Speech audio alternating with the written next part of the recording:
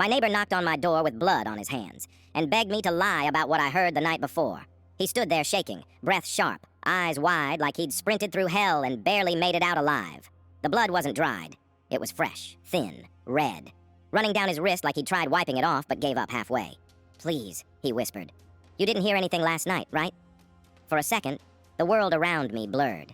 Because I did hear something, not just something, everything. The scream that tore through the walls at 2:13 a.m., the thud right after, the dragging sound across the floorboards, and then the silence so deep it pressed against my ears like a hand. But the worst part? I'd heard him. His voice. Cold. Steady. Saying one sentence that pinned needles through my spine. "Don't fight it." He stepped closer now, forcing me back into my own hallway, blood-smudged fingers trembling like he wanted to grab my shoulder but didn't trust himself to touch me.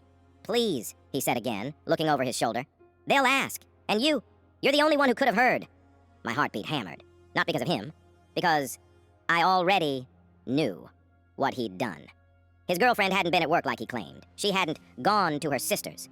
I saw her, running barefoot across the courtyard last night, mascara streaked down her face, breath ripping out of her lungs as she screamed for help. She didn't reach my door. She didn't reach anyone's. He caught her before she got there, and now he was here, begging the only witness to erase the truth. "I covered for you before," he whispered. "When your ex showed up screaming, I kept quiet. Remember that?" I did. But this wasn't shouting. This wasn't an argument. This was something far darker. I lifted my eyes to his shirt, wrinkled, stained, torn, and below the blood on his palm, a scratch.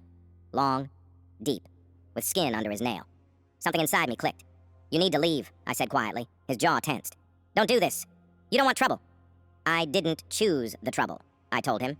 "You brought it to my door." His expression shifted, from pleading to calculating. That was his real face. The one he hid from neighbors, friends, the world. I shut the door, locked it, dialed the number before my breathing even steadied.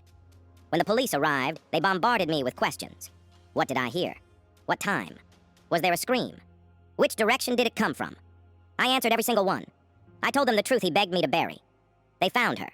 Not alive, but holding enough evidence under her fingernails to tell the real story. He was arrested before sunrise. And when they led him past my door, his eyes met mine. Full of rage, betrayal, and disbelief. I didn't flinch. Because I'd rather face a monster's hatred than be the one who helped him hide.